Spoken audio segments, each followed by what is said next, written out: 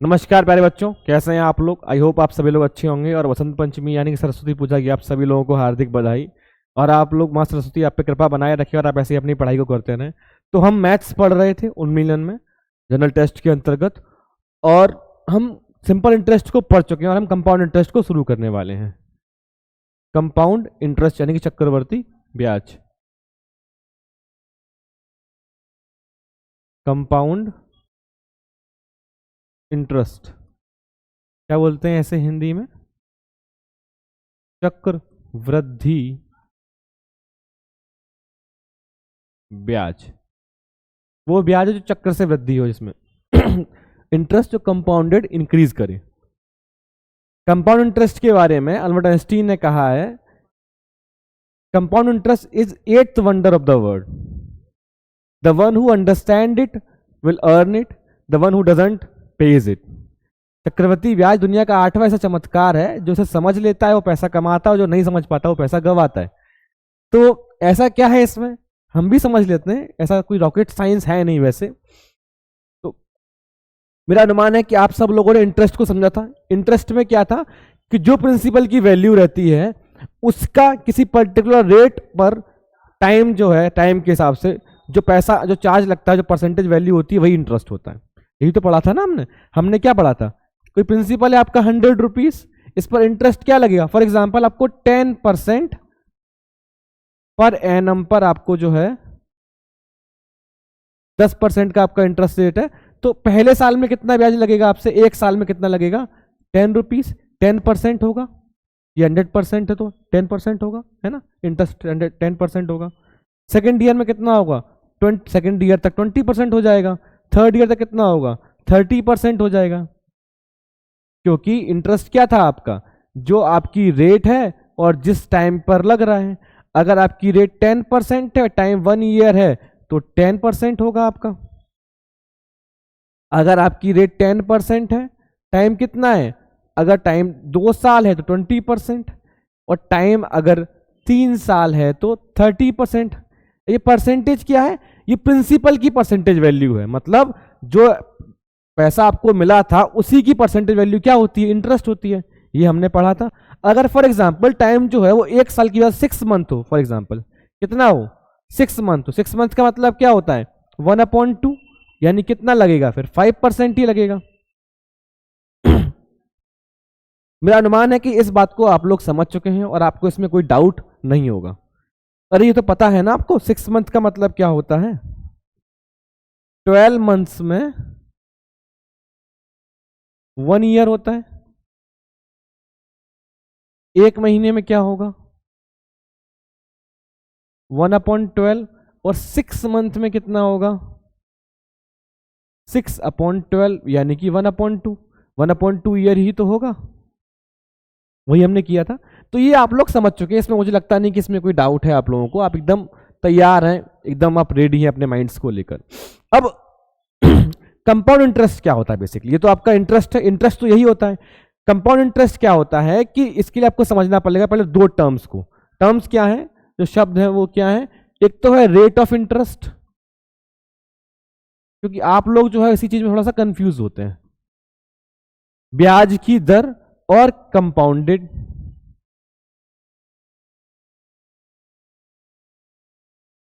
Compounding यानी कि चक्रवृद्धि, किसी चीज की वृद्धि होना। रेट ऑफ इंटरेस्ट क्या है? रेट ऑफ इंटरेस्ट यानी कि ब्याज की दर क्या होती है कि जैसे फॉर एग्जांपल आपने किसी से 100 रुपए लिए, ठीक है, और आपने उससे कहा कि भाई 10% पर मुझे पैसा चाहिए।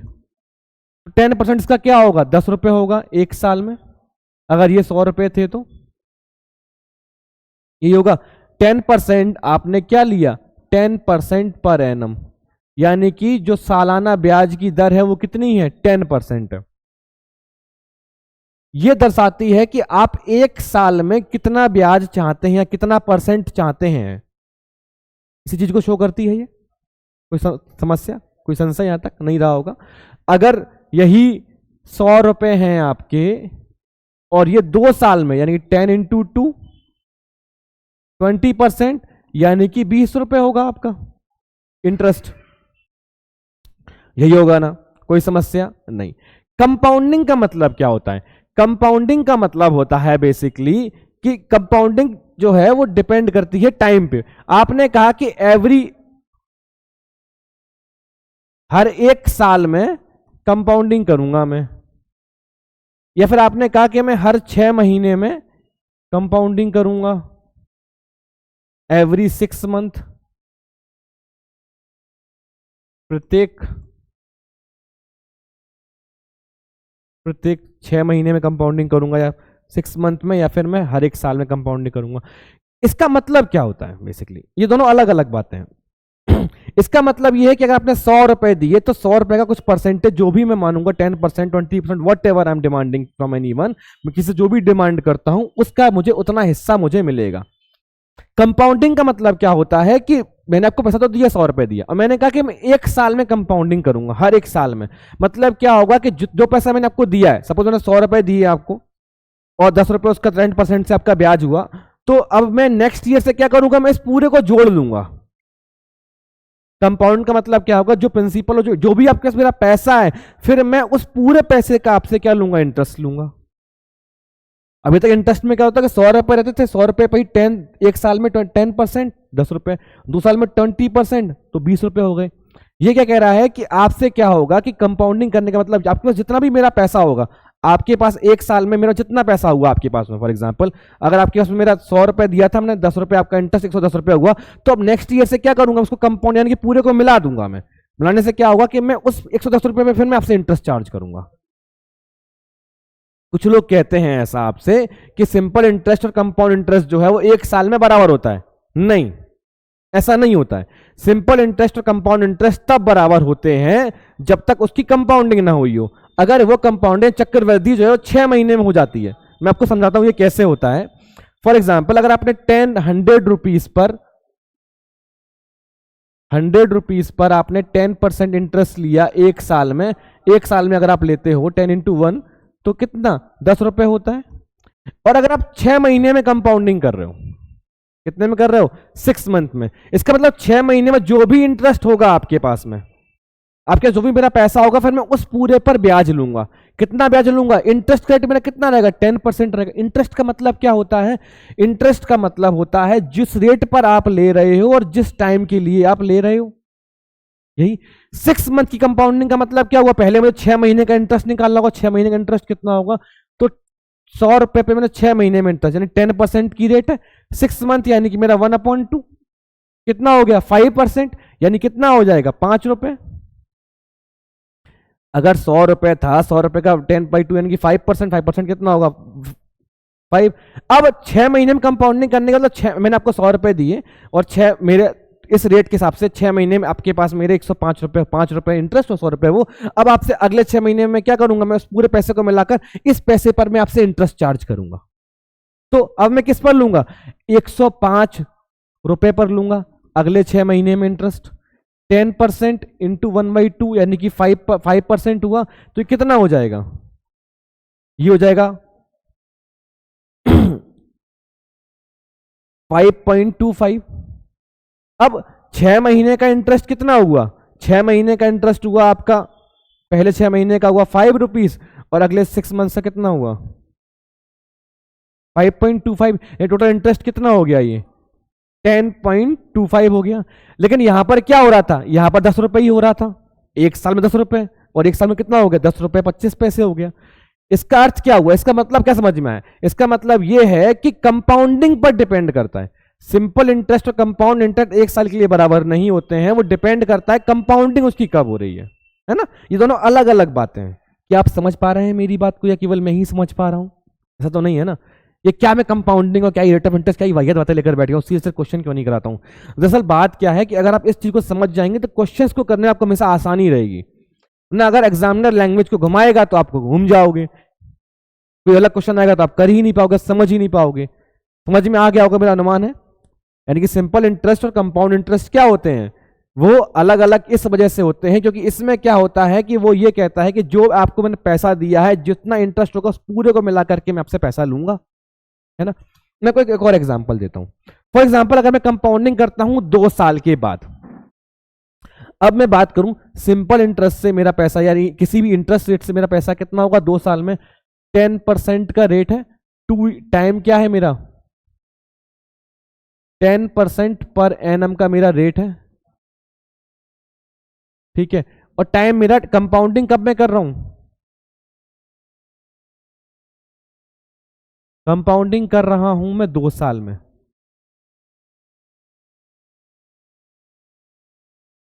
2 ईयर्स में। इसका मतलब क्या हुआ, इसका मतलब यह हुआ कि 2 ईयर्स में कंपाउंडिंग करूंगा तो 10 इंटू 2 कितना होता है 20%, यानी कितना आएगा 20 रुपए। अब क्या होगा कि 2 साल के बाद कंपाउंडिंग करूंगा तो मैं हर 2 साल के बाद जो मेरा इंटरेस्ट रहेगा उसको मैं मिलाऊंगा, फिर मैं आपसे पूछूंगा कि अब मुझे इस पर ब्याज दो।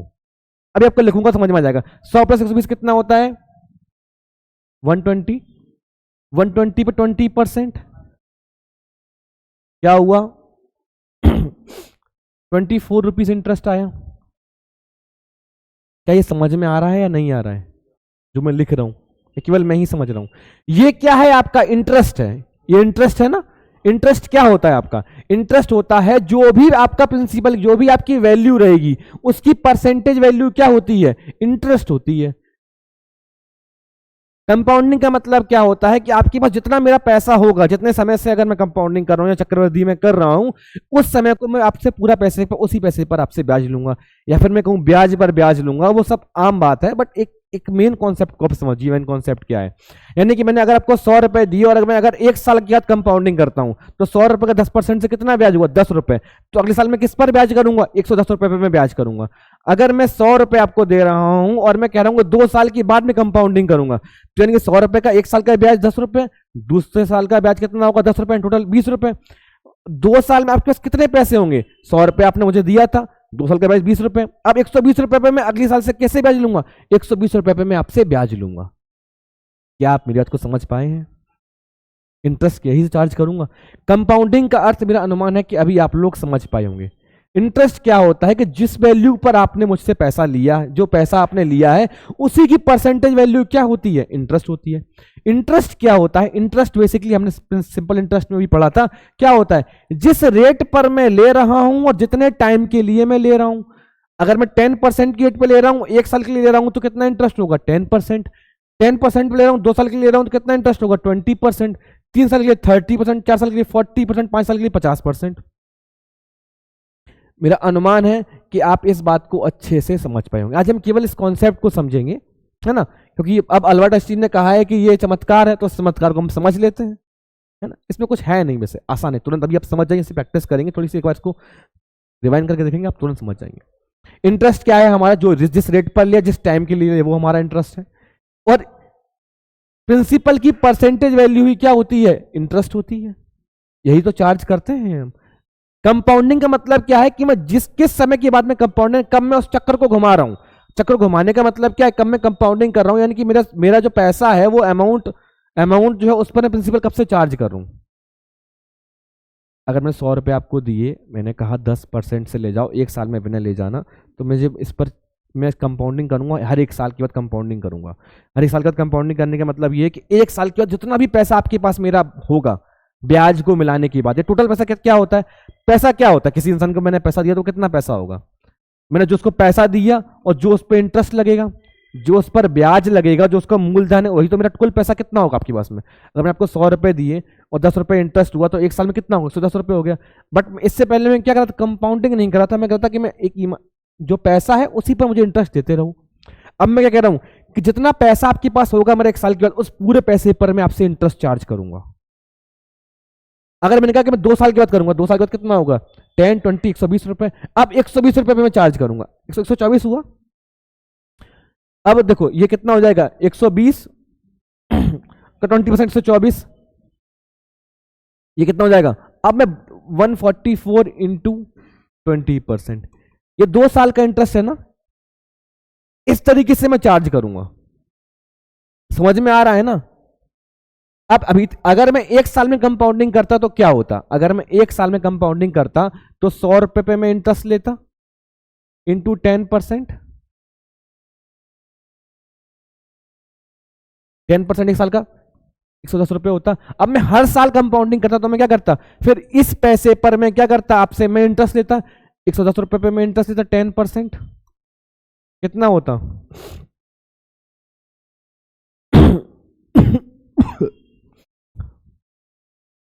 उसका 10% कितना होगा? 11 रुपये होगा, या 10 रुपये ही तो होगा, ये 10 क्यों लिख दिया मैंने? ये 10 रुपये होता और ये 11 रुपये होता। ये प्रिंसिपल है और ये 100 प्लस 110 रुपये लेता। अब मैं इसको जोड़ता इसमें, अगर 110 और 11 कितना होगा? 121। 121 पर 10% लेता तो कितना होता? 133.1।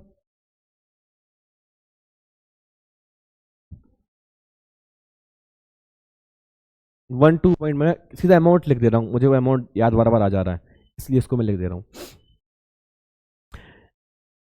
110 का 10% 11 रुपये होगा, 121 का 10% 12.1 होगा, 100 का 10% 10 होगा, 100 प्लस 10 110, 110 का 10%। कंपाउंडिंग का मतलब मेरा अनुमान है कि अभी आप लोग समझ पा रहे होंगे। यहां पर मैं क्या कर रहा हूं, 2 साल के बाद कंपाउंडिंग कर रहा हूं, यानी कि 2 साल के बाद आपके पास जितना मेरा पैसा होगा मैं उस पर आपसे फिर ब्याज करूंगा। 1 साल पे कंपाउंडिंग करने का मतलब 1 साल के बाद जितना आपके पास मेरा पैसा होगा फिर मैं उस पर आपसे क्या करूंगा, मैं ब्याज लूंगा, यानी कि उस पर इंटरेस्ट चार्ज करूंगा। तो डेट इज, जो इंटरेस्ट कंपाउंड करके लिया जाए वो कंपाउंड इंटरेस्ट, और सिंपली लिया जाए वो सिंपल इंटरेस्ट, है ना? आई आई बिलीव, मेरा ऐसा विश्वास है कि अब आप लोग रेट ऑफ इंटरेस्ट और कंपाउंडिंग वाले इस चीज को समझ पाए होंगे। समझ गए हैं?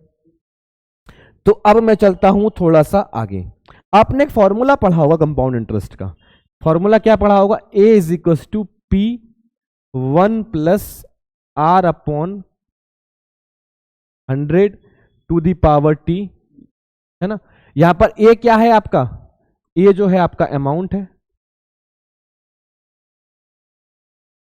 पी क्या है आपका? पी आपका प्रिंसिपल है। आर क्या है आपका? आर जो है आपका रेट ऑफ इंटरेस्ट है। और टी क्या है आपका? टी को ऐसे लिख दो या कैसे भी लिख दो, टी है टाइम है, समय, ब्याज दर, मूलधन और मिश्रधन।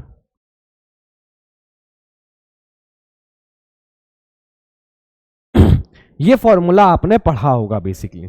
हम तो फॉर्मूला से क्वेश्चन करते नहीं है, हम तो कॉन्सेप्ट से क्वेश्चन करते हैं, है ना? तो हम कॉन्सेप्ट को समझते हैं, दरअसल कॉन्सेप्ट क्या होता है इस पर समझते हैं, है ना? इस कॉन्सेप्ट को हम समझते हैं। अब बेसिकली अमाउंट प्रिंसिपल कैसे बन जाता है हम इस चीज को समझ रहे थे। अब फॉर एग्जाम्पल आपने किसी को 100 रुपए दिए, ठीक है, और आपने उससे कहा कि मैं 10% पर ही दे रहा हूं, मेरा इंटरेस्ट रेट कितना है? 10% पर एनम है, और मैं क्या कर रहा हूं, एवरी 1 ईयर में क्या कर रहा हूं, मैं कंपाउंडिंग कर रहा हूं। कभी भी कंपाउंड इंटरेस्ट आएगा तो ये बहुत इंपॉर्टेंट है, क्या? कब कंपाउंडिंग हो रही है और रेट क्या है। रेट तो इंटरेस्ट में होती है, इसके बिना कैसे होगा। टाइम भी इंपॉर्टेंट है, बट कंपाउंडिंग बहुत जरूरी है। और कंपाउंडिंग जहां नहीं लिखी हो बाई चांस, फॉर एग्जांपल कहीं पे कंपाउंडिंग नहीं लिखी हो, कंपाउंड लिखा हो केवल, तो आप ये मानना कंपाउंडिंग जो है वो हर 1 साल में हो रही है, हर 1 साल के बाद चक्रवृद्धि हो रही है। चक्रवृद्धि का मतलब क्या होता है आप ये तो समझते हो ना, हिंदी में भी समझते होगे आप, मेरा अनुमान है कि जो भी मेरा पैसा है वो घूम कर वापस क्या बन जाएगा। मैं बताऊंगा कैसे घूमता है पैसा, ये देखो 2 मिनट में घुमा दूंगा मैं उसको, ठीक है। अब मैं 10% पर मैं आपसे ले रहा हूं, ये मेरा इंटरेस्ट रेट है ना? ऐसे नहीं लिखता हूं, ऐसे लिखता हूं, ये मेरा प्रिंसिपल है, ठीक है, ये मेरा अमाउंट है, ये 100 रुपीज में आपसे चार्ज कर रहा हूं, ये इंटरेस्ट रेट है मेरा 10% पे अगर मैंने लिया तो कितना होगा? 10 रुपीज होगा। मेरा अमाउंट कितना होगा? 110 रुपये होगा। अब क्या होगा, मैं हर 1 साल में कंपाउंडिंग कर रहा हूं, मतलब जो मेरा पैसा आपके पास पहुंचा है अब मैं इस पर चार्ज करूंगा, किस रेट से? जो भी मेरी इंटरेस्ट रेट है, जो मेरा पर्टिकुलर टाइम पे मैं कंपाउंडिंग कर रहा हूं, 110 पे 10% 10 का कितना होगा? 11 होगा। अरे भैया 110 का 10% कितना होगा? परसेंट को हटा दिया ना मैंने, हाँ, 11 होगा, है ना। अब क्या होगा, ये कितना हो जाएगा 121। अब मैंने क्या किया, 1 साल पूरा हो चुका है तो मैंने फिर से इस पे कंपाउंडिंग कर दी। अब क्या होगा, ये मेरा पैसा क्या बन जाएगा, प्रिंसिपल बन जाएगा। अब मैं इस पर चार्ज करूंगा तो ये कितना होगा 12.1। 121 का 10% कितना आएगा,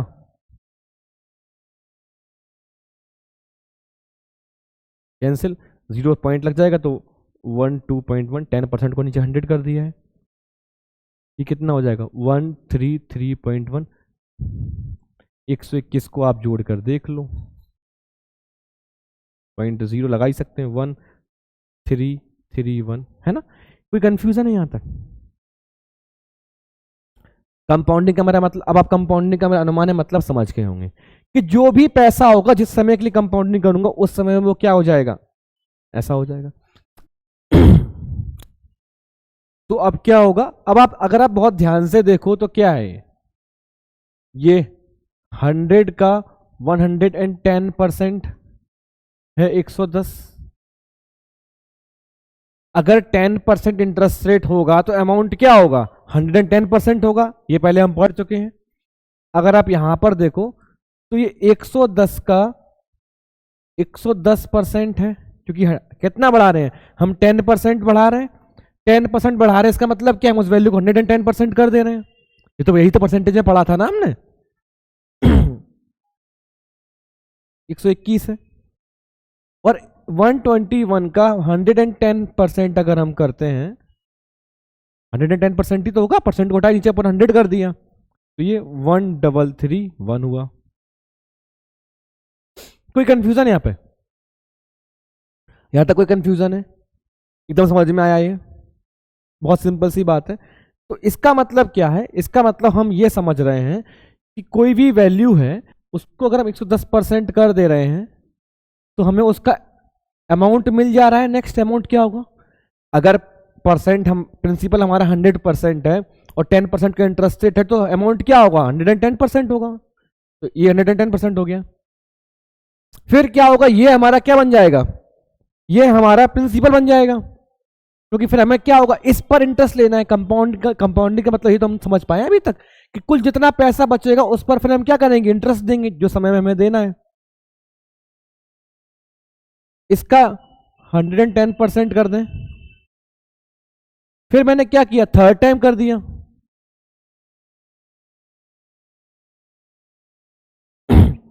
पहले मुझे ये 110% की वैल्यू मिलेगी, ये फिर मुझे उसकी वैल्यू ये मिलेगी, फिर ये मेरे प्रिंसिपल की तरह काम करेगा, उस पर मैं इंटरेस्ट पे करूंगा, फिर मैं ये, फिर ये।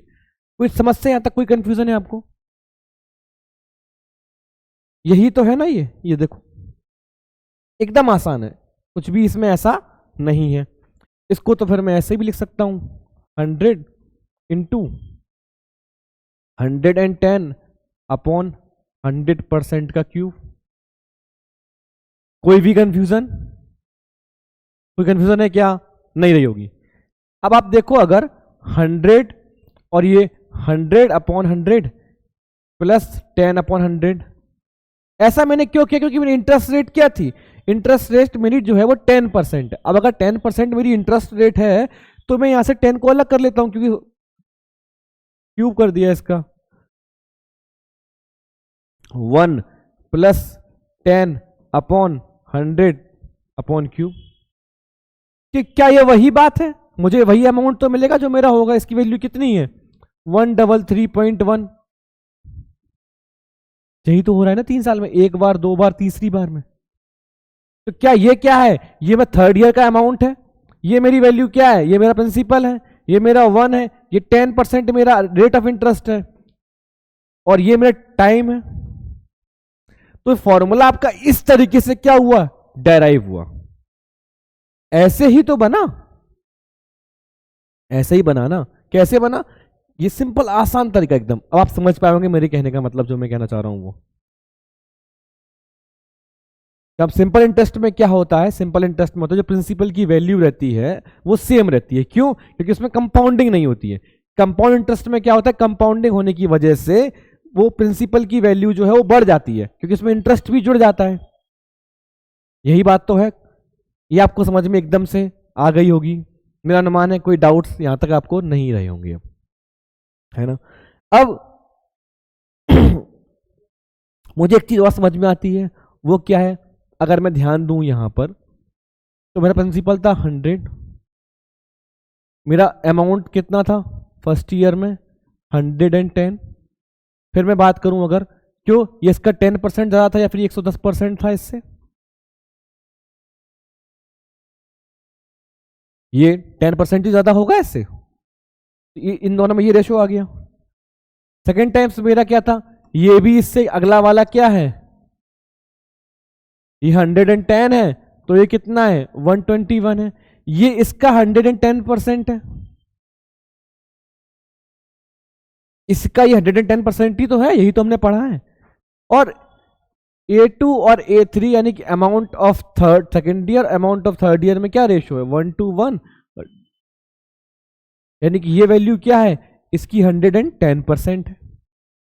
मेरा अनुमान यहां तक आपको कोई कंफ्यूजन नहीं रहा होगा, यानी कि ये 100% तो ये 110% है, ये 100% तो ये क्या 110% है, ये 100% तो ये क्या 110% है। कोई भी कंफ्यूजन, कोई कंफ्यूजन नहीं। इसका मतलब क्या हुआ, अगर मैं कहूं कि A1/P और A2/A1 या फिर A3/A2 ये सब बराबर होंगे, क्यों, ये 100%, ये 110%, ये 100% तो ये वैल्यू 110%, ये 100% तो ये 110%, तो ये सब आपस में क्या होंगे, बराबर होंगे। कोई कंफ्यूजन यहां तक आपको, मेरे अनुमान यहां तक कोई कंफ्यूजन नहीं होगी, एकदम सारी बातें आपको क्लियरली समझ में आ गई होंगी, ठीक है। इस कॉन्सेप्ट को आप समझ चुके हैं कि यहां पर क्या है, अमाउंट का रेशो तो यहां पर भी है, वहां पर भी था, बट यहां पर जो नेक्स्ट अमाउंट है वो क्या होगा, जिस रेट से 110% क्या है, क्योंकि हमने क्या किया था 10% पर लिया था, 10% की जगह अगर हम 20% लेते तो यहां पर 20% का इंक्रीमेंट होता, तो ये वाली 20% इंक्रीज हो जाती, यही होता ना। अगर हम 5% इंटरेस्ट रेट रखते तो 5% इंक्रीज हो जाती। क्या आप मेरी बात समझ पा रहे हैं, कोई कंफ्यूजन है आपको यहां तक। इसका मतलब क्या है, ये सब आपस में कैसे हैं, रेशियो में है, कंपैरिजन हो रहा है इसमें, कैसे हो रहा है ये भी आप देख लो। मतलब अगर जो मेरी रेट ऑफ इंटरेस्ट मेरी अगर 10% है, 10% की वैल्यू मेरी क्या होती है 1/10, यानी कि ये मेरा हमेशा क्या होता है, ये प्रिंसिपल होता है और ये मेरा सिंपल इंटरेस्ट था, ये प्रिंसिपल है और ये इंटरेस्ट है। अमाउंट क्या होगा, प्रिंसिपल प्लस इंटरेस्ट, यानी कि 11/10, यानी कि ये 100% वैल्यू है, ये प्रिंसिपल की वैल्यू और ये क्या, ये अमाउंट की वैल्यू है। कोई भी कंफ्यूजन है यहां तक आपको, जो बातें मैं कर रहा हूं यहां तक कोई कंफ्यूजन है आपको, एकदम आसान है, कुछ भी रॉकेट साइंस नहीं है। इसका मतलब क्या होगा कि हमेशा जो प्रिंसिपल या अमाउंट जो फिर नेक्स्ट टाइम में क्या होगा, पहले साल में क्या होगा अगर मैं बात करूं, ये प्रिंसिपल और अमाउंट का रेशियो क्या है आपका, ये 10 है और ये 11 है, A1। नेक्स्ट टाइम में क्या होगा, A1 का रेशियो 10 होगा और A2 का रेशियो 11 होगा, क्योंकि ये इसका 10% ज्यादा होगा। फिर क्या होगा, A3, A2 और A3 का रेशियो क्या होगा, ये 100% होगा और ये 110% होगा। मैंने रेशियो में लिखा हुआ है, आप 100% या 110% करके भी कर सकते हैं। ये 10 + 1 11 है, यही परसेंटेज में पढ़ा था ना हमने, शायद आपको याद होगा, बुद्धि में कुछ आ रहा होगा इस समय, मस्तिष्क की कोशिका में थोड़ा जोर डालिए, आपको तुरंत याद आ जाएगा। तो ये 110% की वैल्यू हमने ये पढ़ा था ना 6/5, शायद आपको याद आएगा, अभी मैं एग्जाम्पल लिखूंगा तुरंत आपको याद आ जाएगा। 20% ज्यादा, मतलब 20% का मतलब क्या होता है 1/5, यानी कि कितना, एक ज्यादा है, यानी क्या वैल्यू होगी 6/5 होगी, 6/5 होगी, या फिर मैं क्या कहूँ 120% वैल्यू होगी, और ये 100% है, ये एक ही बात है। ये परसेंटेज को मैंने किसमें, फ्रैक्शन में कन्वर्ट कर दिया है। कोई भी कंफ्यूजन है। अब ये A1 है, ये भी A1 है, इसको अगर मैं कॉमन लिखूंगा तो मैं कैसे लिखूंगा, इसका मुझे इसमें मल्टीप्लाई करना होगा, इसका मुझे इसमें मल्टीप्लाई करना होगा, क्योंकि ये दोनों वैल्यू क्या है, कोई एलसीएम में आ ही नहीं रहा है। यही तो रेशियो में पढ़ा था ना, शायद याद होगा। इसका ऐसे मल्टीप्लाई करूंगा तो ये क्या होगा 10 × 10, और इसका क्या करूंगा तो क्या होगा 11 × 10, और इसका 11 का इसमें करूंगा तो क्या होगा 11 × 11। अब A2 यहां पर 11 है और यहां पर A2 क्या है 10 है। इसका मतलब क्या होगा कि इसका ऐसे मल्टी पहले इतने को देख लेते हैं फिर इसको हम देखेंगे। अब ये क्या आएगा, ये आएगा आपका 10 का स्क्वायर, या फिर मैं क्या बोल सकता हूं 10 का स्क्वायर भी मैं ना लिखते हुए मैं इसको 100 लिख देता हूं। ये 110 हो जाएगा और ये क्या हो जाएगा 121 हो जाएगा।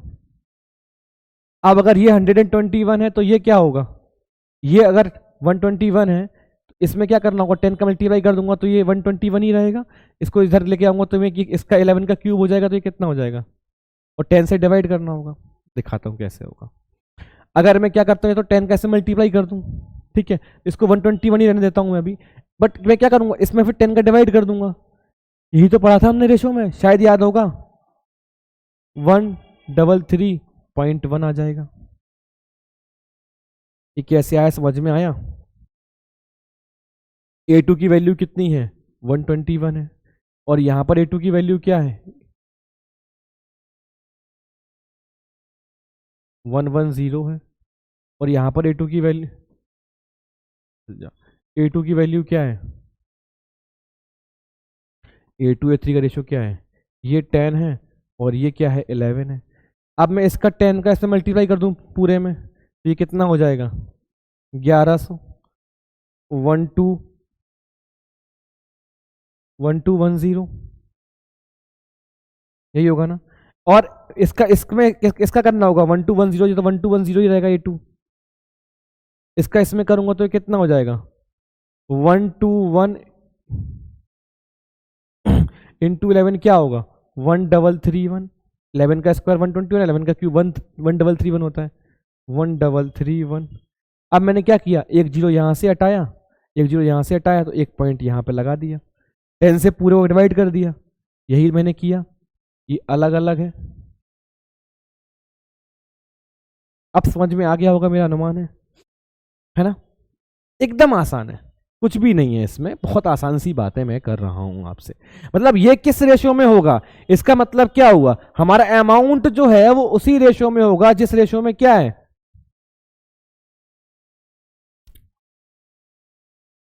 जो हमारा रेट ऑफ इंटरेस्ट में इंक्रीमेंट हो रहा होगा 110%, 110%, 110%, यही होगा। यही तो मैं आपसे कह रहा था। कोई भी कंफ्यूजन है, ये हमें रेशियो मिल गया है। अगर हमें कभी अमाउंट का रेशियो निकालना होगा, दिया होगा तो ऐसे हम निकाल लेंगे। हम सिंपल इंटरेस्ट में से क्वेश्चन तो किया था, ठीक है। एक और तरीका देख लेते हैं, थोड़ा सा आसान है, जो आपके लिए काफी इजी रहेगा अगर आपको रेट या टाइम कुछ भी निकालना रहेगा तो। अब मैं क्या बात कर रहा था, ये प्रिंसिपल है हमारा, ये हमारा नॉर्मल इंटरेस्ट है। 10% पे हमारी कॉमन रेट क्या है 10% है पर एनम, है ना। अब मैं क्या करता हूं, इस पे 10 रुपीज का मुझे इंटरेस्ट मिलेगा। ये मुझे कब मिलेगा, फर्स्ट ईयर में मिलेगा। एक साल में और फर्स्ट ईयर में, एक साल तक और एक साल में अंतर है ना इस बात में, इसमें कोई अंतर है या नहीं है। मैं बोलूं कि दूसरे साल का इंटरेस्ट कितना है ना, और दूसरे साल तक का इंटरेस्ट कितना है।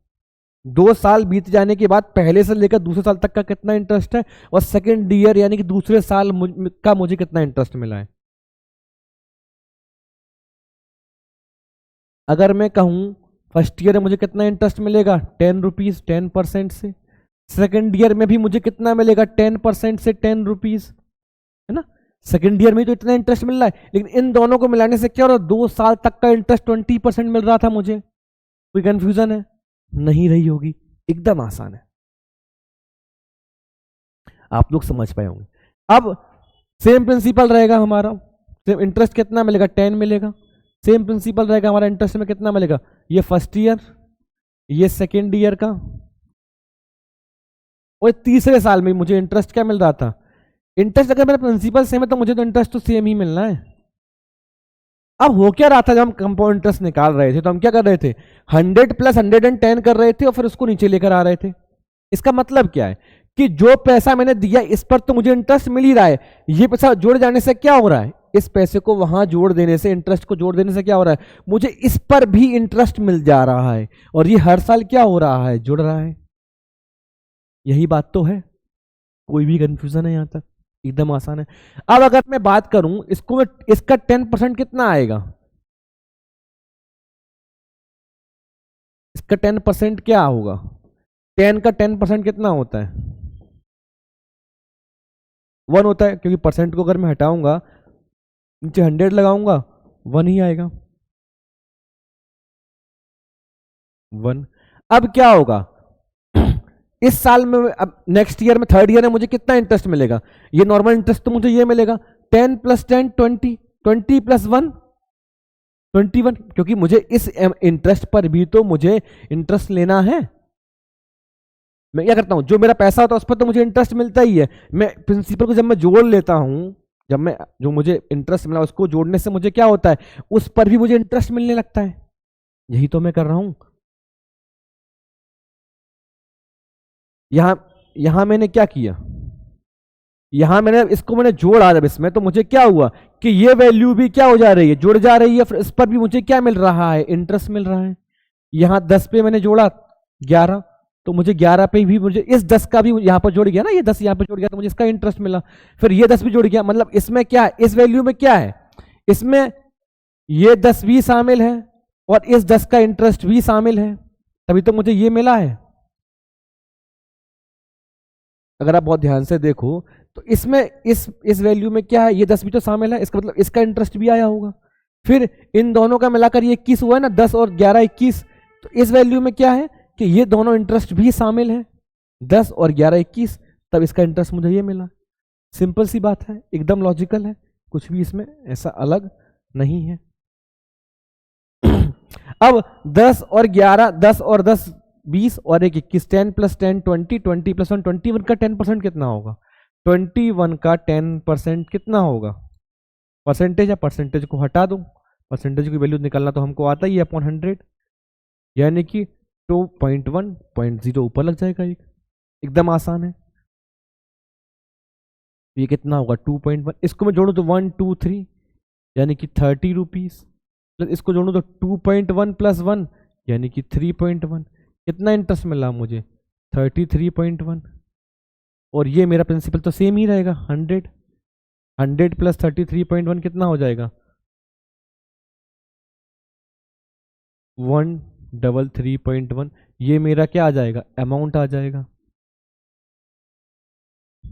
ऐसे मैंने कैसे इंटरेस्ट को मैं ऐसे कैलकुलेट कर सकता हूं, मुझसे कोई पूछे इंटरेस्ट कितना है तो मैं अमाउंट में से प्रिंसिपल को सेपरेट कर दूं, या फिर डायरेक्टली इंटरेस्ट को भी इस तरीके से मैं कैलकुलेट कर सकता हूं। क्यों, पहले साल में मुझे इंटरेस्ट 10 रुपये मिला, सेकंड ईयर में भी मुझे 10 रुपये मिलेगा, थर्ड ईयर में 10 रुपये मिलेगा, लेकिन हर साल क्या होगा कि मेरी ये वैल्यूज आपस में जुड़ती जाएंगी और मुझे इन पर भी इंटरेस्ट मिलता जाएगा। समझ में आया, मेरा अनुमान है यहां तक आ चुका होगा आपको, और आपको ये बात भी समझ में आ गई होगी कि दरअसल जो भी रेट ऑफ इंटरेस्ट रहेगा, अमाउंट उसी के रेशियो में रहेगा। अब जब इस पर हम क्वेश्चंस करेंगे तब आपको ये चीजें और अच्छे से आराम से समझ में आ जाएंगी, मेरा अनुमान है। अभी इस कॉन्सेप्ट को कुछ नहीं करना है, आप इसको देखिएगा, रिवाइज कीजिए और समझने की कोशिश कीजिए, इसमें कुछ भी नहीं, एकदम आसान। अगर आपने रेशियो परसेंटेज को पढ़ा है तो ये एकदम आसान टॉपिक है, इसमें कुछ भी नहीं है, ठीक है। तो इसके क्वेश्चंस हम करेंगे नेक्स्ट क्लास में, तब तक आप इसको रिवाइज कीजिए। तो बसंत पंचमी की आपको हार्दिक शुभकामनाएं, और स्वस्थ रहें, मस्त रहें। जय हिंद, जय भारत, धन्यवाद।